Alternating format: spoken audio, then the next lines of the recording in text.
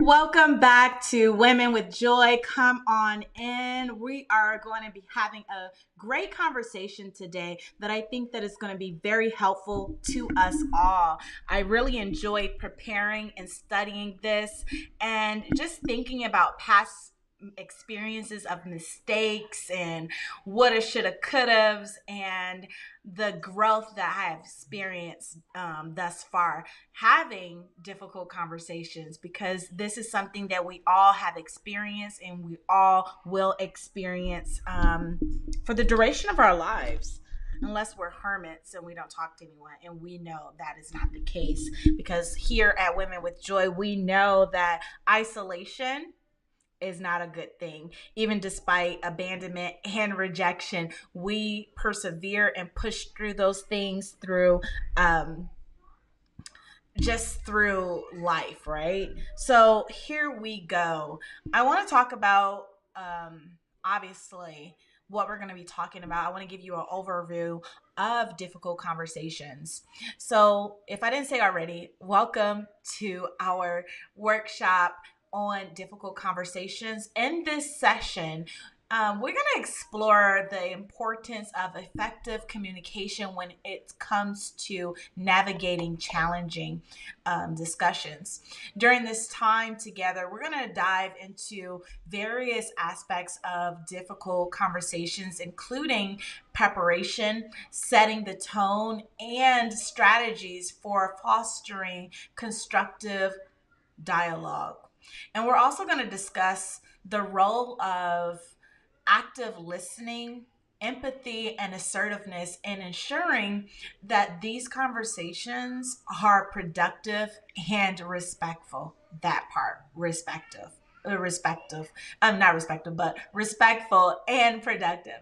So, our goal today is to equip you with these skills and tools you'll need to approach it properly, to approach difficult conversations with confidence and clarity. By the end of this workshop, you'll be able to dive a little bit deeper into understanding how it all works out.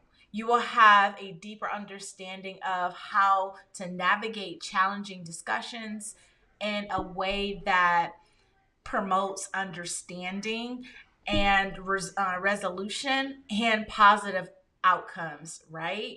Amen. Yes, let's get into it. So, first of all, let's set the tone. Let's set the tone by establishing a safe place. So, before we dive into this part, into the heart of our discussion, I think it's important to set the tone and establish a safe place for everyone. Everyone. So, creating a safe and welcoming environment is essential for productivity and a meaningful dialogue, because you just don't want to have a conversation just to have a conversation and nothing comes about it. It's a waste of breath. And who have time for that? Nobody. And surely not us, because we have things to do, okay? Because it's about fostering an atmosphere where everyone feels respected, valued, and free to express themselves without fear of judgment or criticism. Okay? Right? And one way to do that is by emphasizing confidentiality.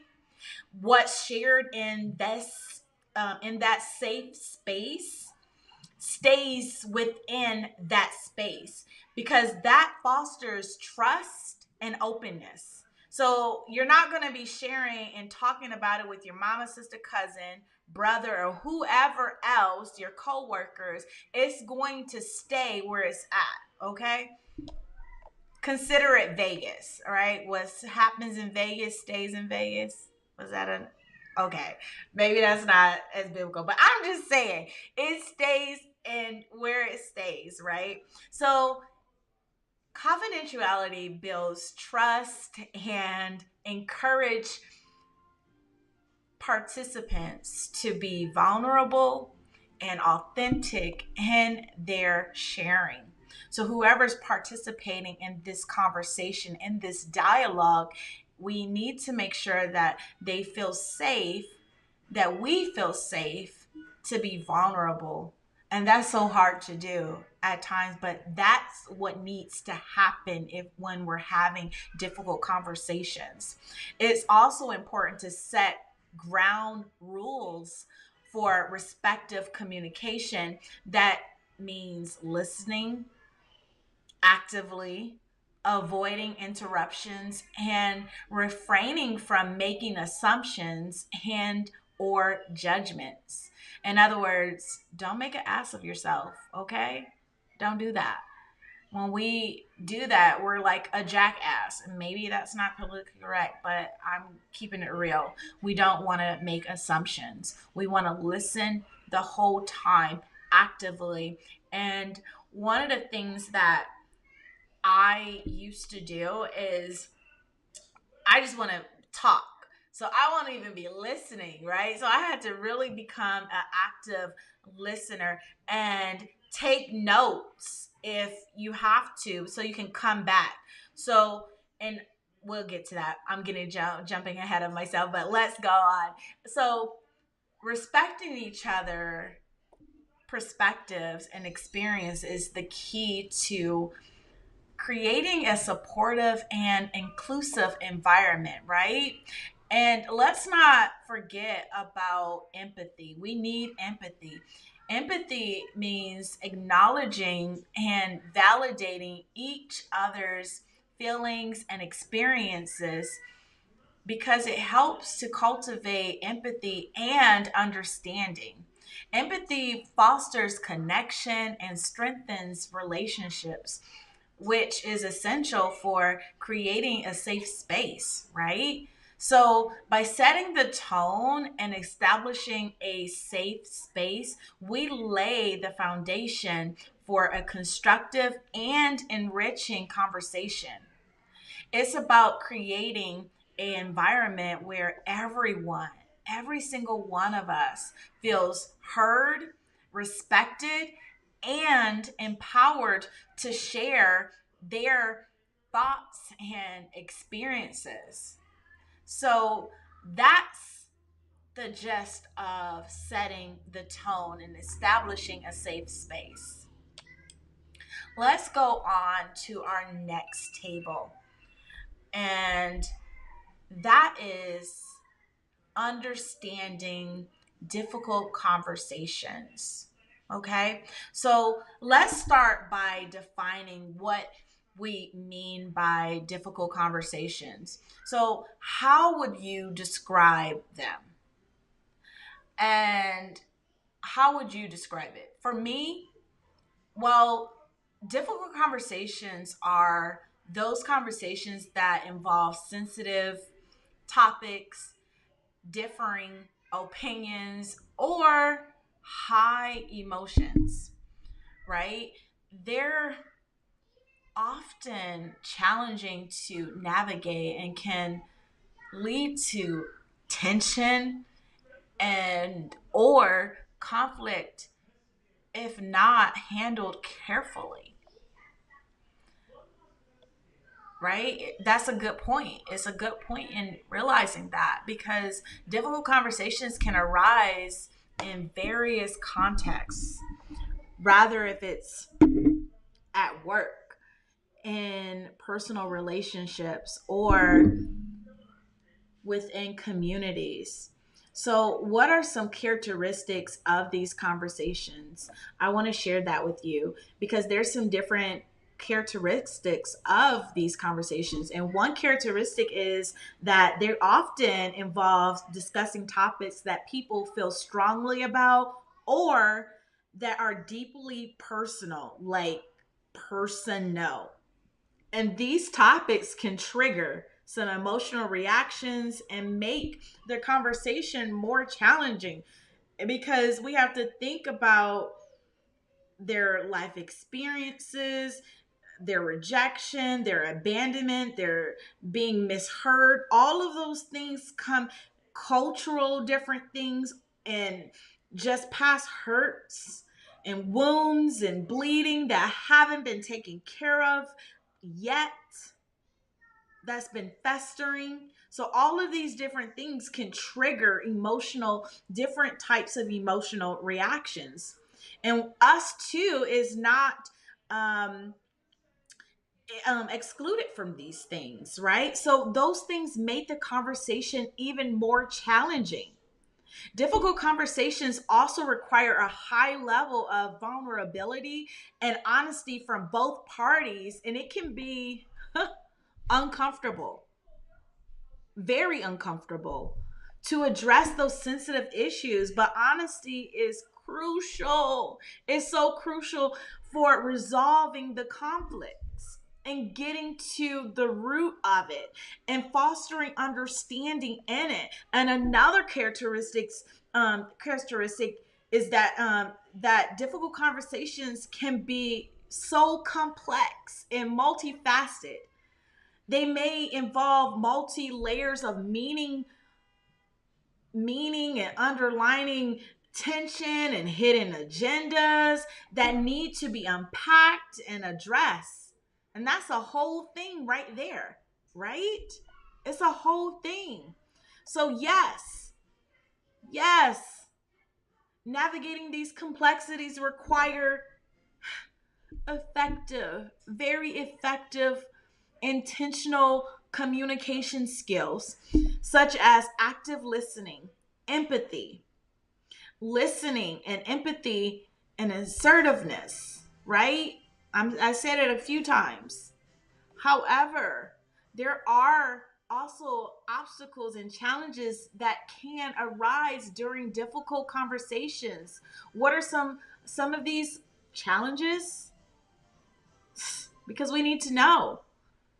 Some of these challenges is fear of confrontation or conflict, because some of us, we're like, I don't even want to go through that. I don't even want to have this confrontation.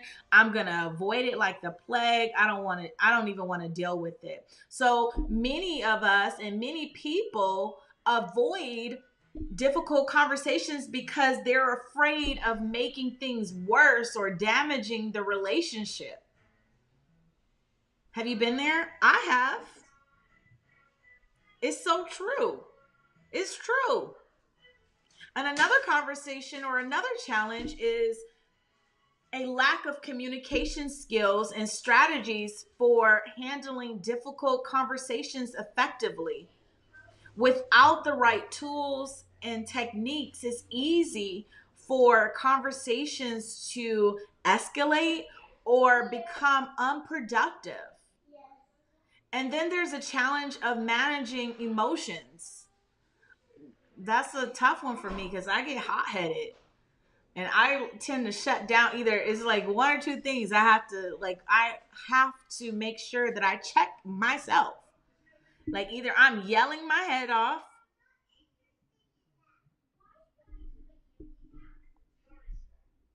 I'm yelling, or I'm yelling or I'm shutting down. I don't want to say anything. So I have to keep those emotions in check. And difficult conversations can evoke strong emotions like anger and frustration and sadness, which can cloud our judgment and impede communication. Emotions play a significant role in difficult conversations, and learning how to manage them constructively is essential for navigating these conversations successfully. So, in summary, the gist of it, difficult conversations are those that involve sensitive topics, differing opinions, and high emotions. They require vulnerability and honesty and effective communication skills to navigate them effectively, right? However, they also present challenges such as fear of confrontation, lack of communication skills, and managing emotions. Despite all of these challenges, approaching difficult conversations with empathy, openness, and a willingness to listen can lead to more meaningful, productive conversations. So, what is effective discussion? We've already hit on some things, but I just want to really talk with you on this. Effective discussion goes beyond simple conversation. It involves listening actively, speaking clearly, and contributing constructively. Such discussions are guided on a purpose, whether it's a problem solving, information sharing, or evaluating texts. Okay. So,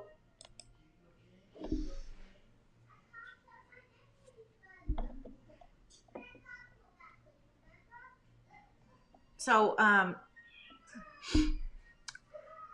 now we come to an importance of effective communication. Okay. We've hit on it, but I want to go a little bit deeper on that. So, communication is a vital aspect of our interactions with people, isn't it? It's the foundation of how we connect with others and express ourselves. And when it comes to difficult conversations, effective communication becomes even more crucial. And without clear communication, misunderstandings can easily arise. You've experienced that. We've experienced that with the new text messaging, because when we text, it's better to call because people don't hear the tone, they don't understand. So some things, even with email, sometimes it's better to get on the phone and even do FaceTime to even understand if you can't do it in person, because it's this text message and these emails, it has caused a lot of different um, misunderstandings and miscommunications because of the lack of the entirety of what communication can offer. And we usually can pick up on that because we read each other. We can pick up on different signs if someone's paying attention and if they're sincere and all of these different things, right? And if they're actually actively listening. So again, without clear communication, misunderstandings can easily arise and leading to conflicts and tension. So, effective communication allows us to convey our thoughts, our feelings, and needs in a way that promotes understanding and collaboration. And we want to collaborate, we want to understand each other because it helps in building trust and strengthening our relationships. When people feel heard and valued, they are more likely to engage in a productive dialogue. And effective communication isn't just about speaking, it's all about listening actively and empathetically. And isn't that true? It's so true. Listening attentively and trying to understand the perspective of the other person can prevent miscommunication and foster empathy. So let's not forget about nonverbal communication. I just kind of hit on that. Body language, facial expressions, and tone of voice can all convey messages, sometimes even more powerfully than words. That's why the text messaging, and I know a lot of people, and I'm guilty of it too, arguing and conveying my thoughts and my feelings through paper and text and email and all of those things. And that's not the best form of communication, always, right? So, being aware of our nonverbal cues and interpreting those of others can enhance the effectiveness of our communication. So in essence, effective communication is the cornerstone of healthy relationship and successful interactions. So it requires, again, openness and honesty and a willingness to truly engage with others. When we prioritize effective communication, we create a space of understanding, connection, and growth. So, strategies for effective communication.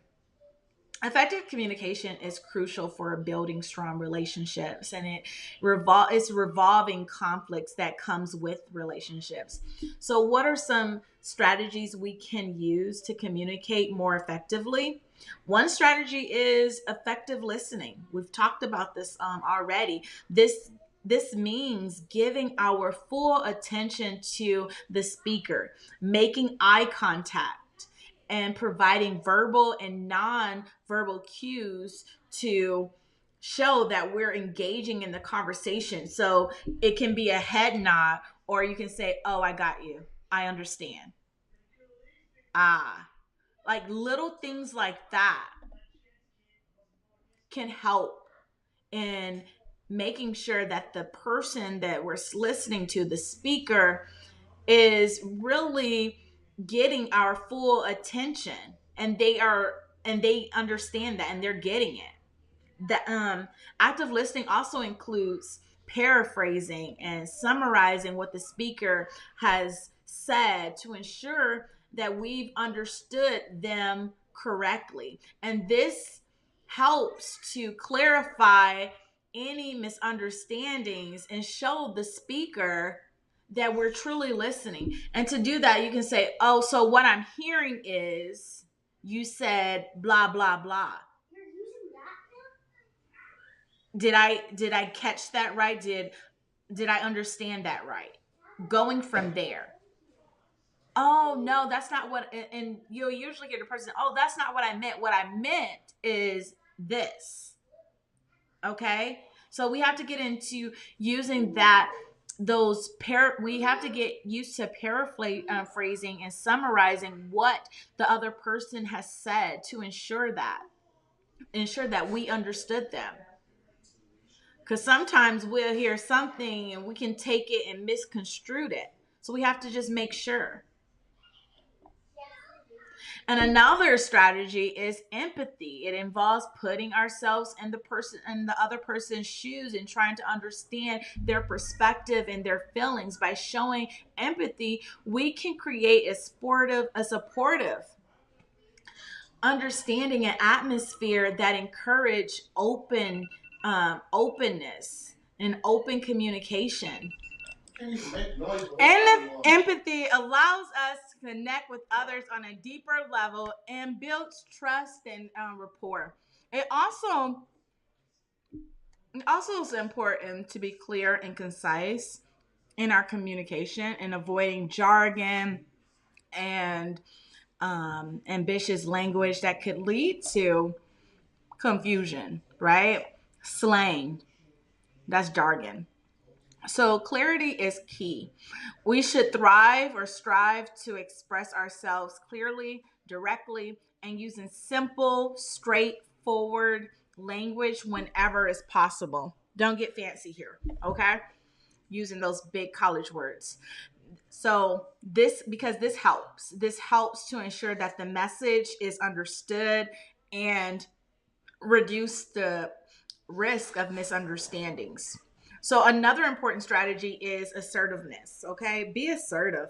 This means expressing your thoughts, your feelings and needs honestly and respectfully without being passive or aggressive. Now, that's one thing that I have to do because I'm kind of aggressive. But assertive communication allows us to assert our boundaries and stand up for ourselves while still respecting the rights and opinions of the other person.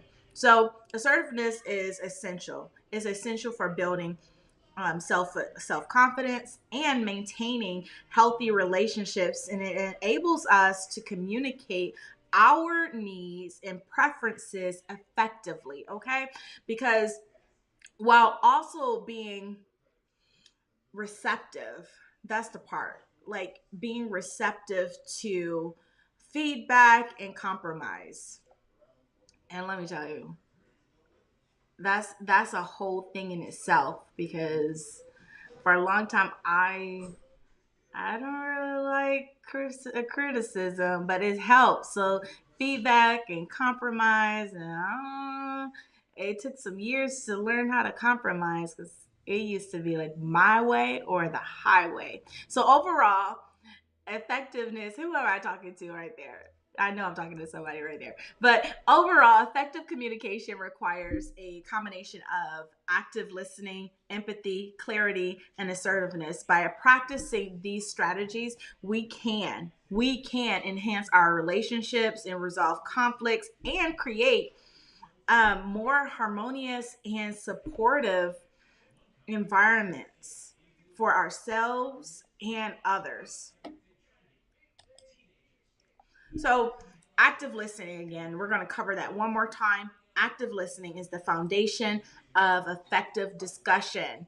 It involves full attention to the speaker, refraining from interrupting and understanding the message essence. An active listener doesn't hear words but deciphers the emotions, intentions, and underlying themes. Why am I going over this one more time?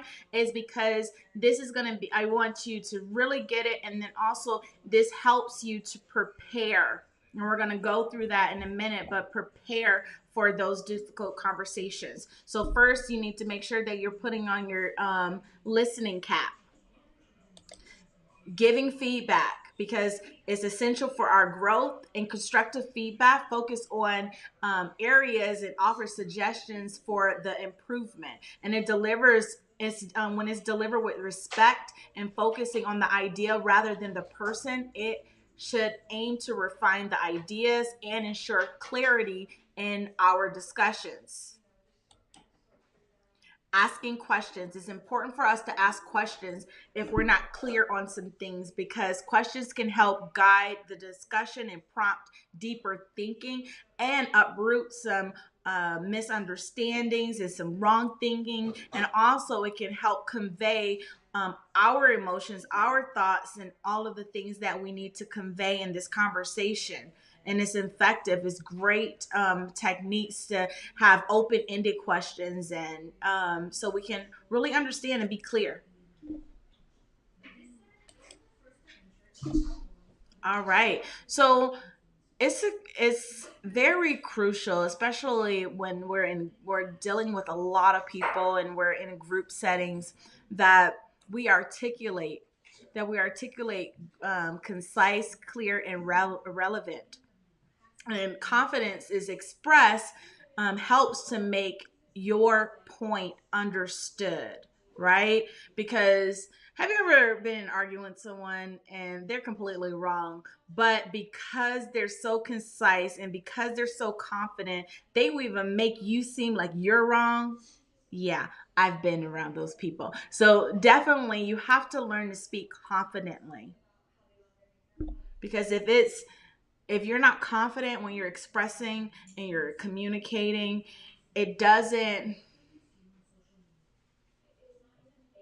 it doesn't have the backing. It doesn't have the tone that it should have, right? So definitely make sure that you're expressing yourself confidently. A lot of times you have to think what you're going to say, think what you want to convey, and go for it. Next, balance and participation. So, remember when I was talking about how I would be running off at the mouth, or I was shut down? I won't even say anything. That's not balanced participation in the conversation. It's either you're either dominating or you are completely not participating, you're out of it.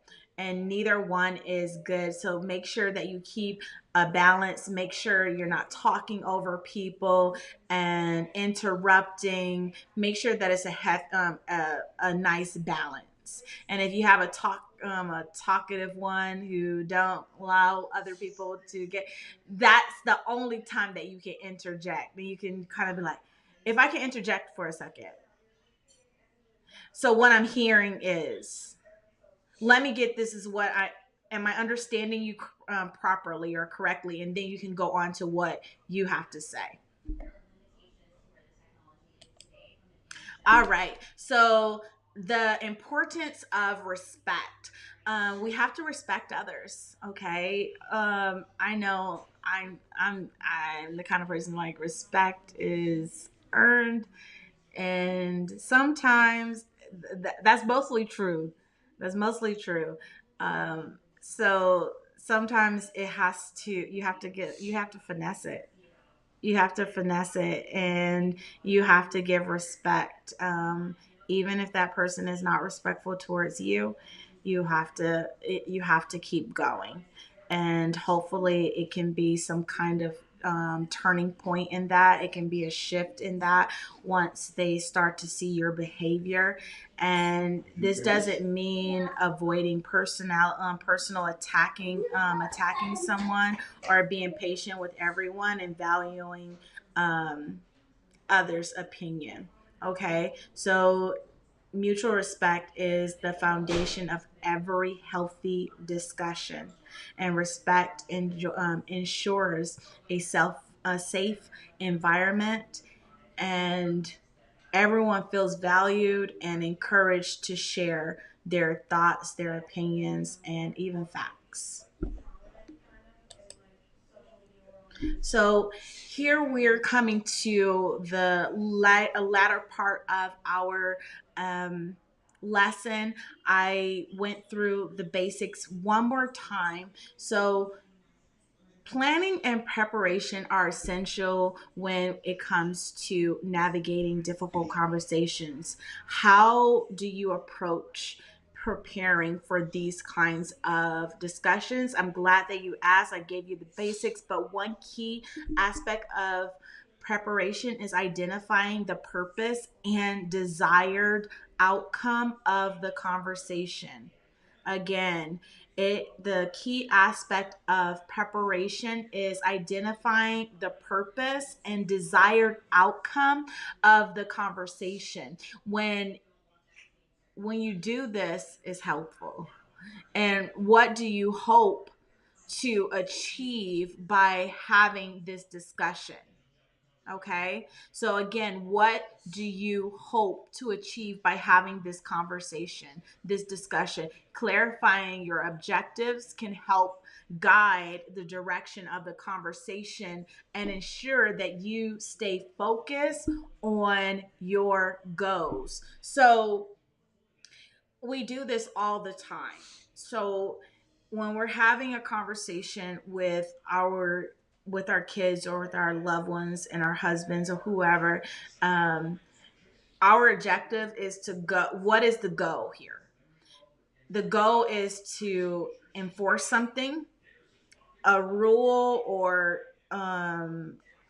something that's going on, a rule or a goal that the family has already decided on, or something you want to implement or change. That is the goal. So if we're talking to our children, sometimes we just like, okay, your chores is this. Okay, you're supposed to wipe the table, and you know this. What's going on?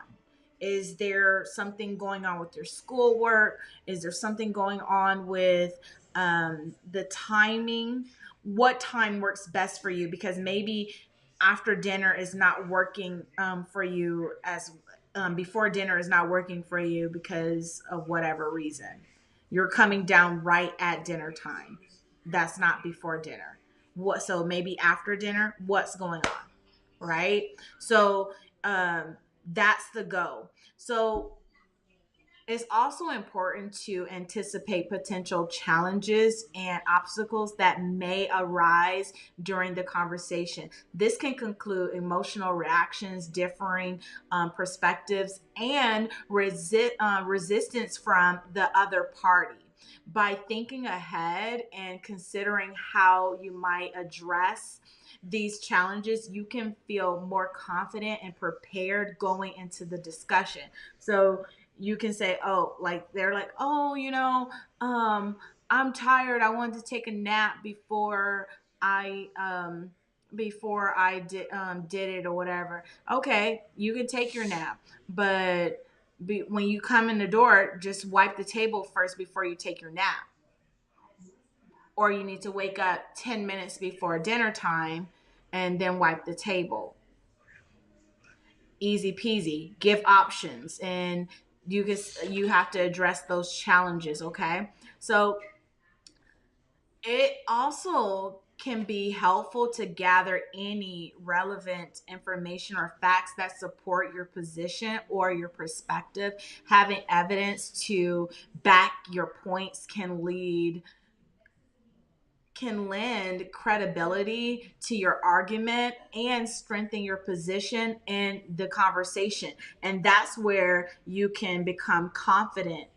That's where you can have a confident conversation when you're talking, because you already have your points that can lend to credibility, right? To strengthen the argument and strengthen your position and the conversation. Another important aspect of preparation is choosing the right time and place for the conversation. Whew. Maybe it's not a good time to talk right before bed when everyone's tired and grumpy and have had a long day. Maybe that's not the time.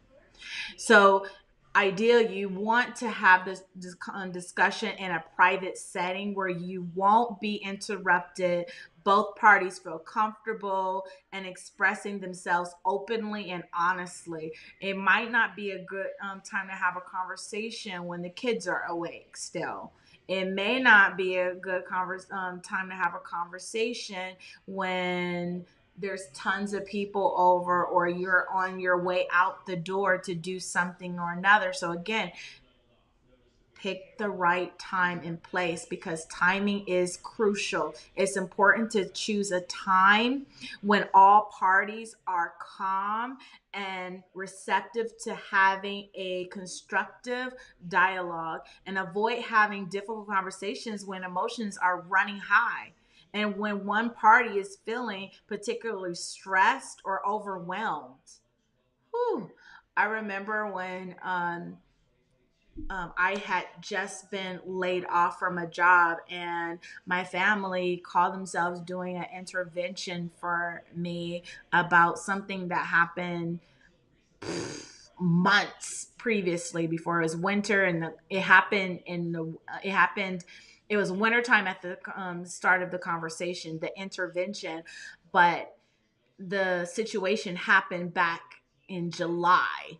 So months have gone by, okay? A whole quarter have gone by, a whole nother season has gone by, and I was stressed about and overwhelmed about my living conditions and things that was going on, my new career and all of that. But they wanted to pick that time to talk.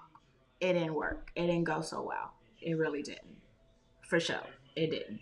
So, lastly, practicing active listening skills and empathy can help create a supportive and understanding atmosphere during the conversation. By listening attentively to the other person's perspective, even how hard it may be, and showing empathy for their feelings, you can foster a sense of mutual respect and collaboration that can lead to more productive outcome. So overall, preparation and planning is key, are key components of an effective communication, and especially especially when it comes to difficult navigating difficult conversations. Okay, so by taking the time to prepare beforehand and approach the discussion with clarity, empathy, and an open mind, you can increase the likelihood of reaching a positive resolution. And I would even go into having making an appointment. Okay, make an appointment, set a date or time. This is a particularly hard for me to do it because my husband, if I tell him like, "Oh, I want to have a conversation with you," or whatever, he's like, he'll call me and he'll bug me. He like, "What you want to talk about? What you want to talk about? What you want to talk about? Tell me now. Tell me now." And then it doesn't come out the way that I planned. So be mindful of those pushers that want to push you into a conversation when it's not particular time yet. So really navigate the proper time and place in that. And I just want to thank you for listening to my spiel on navigating difficult conversations. Until next time, I'll see you. Bye bye.